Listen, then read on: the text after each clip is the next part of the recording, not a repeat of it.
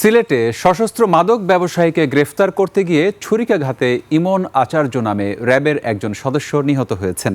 শুক্রবার দুপুরে নগরের কোতোয়ালি মডেল থানার পাশে এই ঘটনা ঘটে। অভিযুক্তকে গ্রেপ্তার করেছে পুলিশ। উদ্ধার করা হয়েছে খুনে ব্যবহৃত ছোড়াও। এদিকে সাভারে মাদকের বিরুদ্ধে সংবাদ সংগ্রহে গিয়ে মাদক সন্ত্রাসীদের হামলার শিকার হয়েছেন এসএটিভির সাভার প্রতিনিধি সাদ্দাম হোসেন ও দেশ টিভির একটি টিমের কয়েকজন।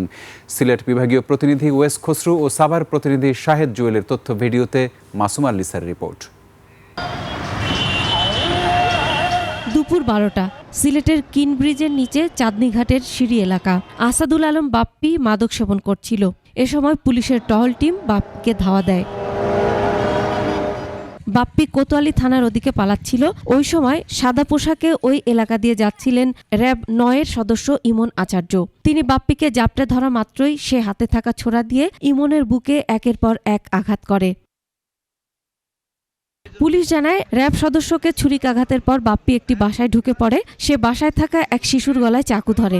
র্যাব সদস্য ইমন আচার্যের সামনে পড়ে। ইমন আচার্য যেহেতু একজন পুলিশ অপরের দিকে ধাওয়া করছে, সে তখন এই সিন দেখে রেখে সে ঝাঁপড়ে ধরার পরে তার কাছে ছুরি ছিল। সে তখন তার বুকের বাম পাশে ছুরি দিয়ে আঘাত করে। তাকে ধরার জন্য বেশ ধস্তাধস্তি হয়। আমাদের বেশ কয়েকজন পুলিশ সদস্য সামান্য আহত হয়েছে এবং এক পর্যায়ে তাকে গ্রেফতার করা হয়। আটক বাপ্পি মাদক বিক্রেতা ও ছিনতাইকারী। এদিকে সাভারের রাজাসনের আমতলা এলাকায় মাদকের বিরুদ্ধে সংবাদ সংগ্রহে গিয়ে শামীম বাহিনীর হামলার শিকার হন এসটিভি সাভারের রিপোর্টার সাদ্দাম হোসেন ও দেশ টিভি টিমের কয়েকজন। তাদের তুলে নিয়ে মারধর করা হয়, কেড়ে নেওয়া হয় ক্যামেরা।